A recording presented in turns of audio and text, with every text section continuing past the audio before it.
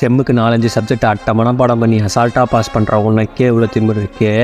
படத்தில் வர மாதிரி காலேஜ் கிளாஸாக இருக்கும், மாசாக இருக்கும் நம்பி உள்ளே எடுத்துகிட்டு போய் காலை வச்சா காலைல 7:30 மணிக்கே கிளாஸ்டா என் பச்சா, செம்முக்கு 10 சப்ஜெக்ட் ஓகே வாச்சான்னு அவங்க எங்களை அடக்கி உட்கார வச்சு 12 மணிக்கு டிஃபன் சாப்பிட்டுருந்தானோ 6 மணிக்கு எந்திரிச்சு அரைகுறையாக குளிச்சு சாப்பிட்டு கிளாஸில் போய் நின்னா தம்பி 2 மினிட்ஸ் லேட்டு ப்ளீஸ் கெட் அவுட்னு ஸ்டாஃப் சொல்ல கையில் காலில் உள்ளே போய் உட்காந்தா ஒரு அளவும் புரியாது. என்ன வாழ்க்கடா இதுன்னு இருக்க 2-3 ஃபங்க்ஷனை வச்சு மஜா பண்ணிக்கலாம் அப்படின்னு இருக்கும்போது தான் குறுக்க வரும் இந்த பூச்சி புழு ரெக்கார்ட் ஷீட். அதை அரைகுறையாக வச்சு எடுத்து முடிச்சு வச்சா திடீர்னு இறக்குவான் ப்ராக்டிகல் ஷெடியூல் டைம் டேபிள்.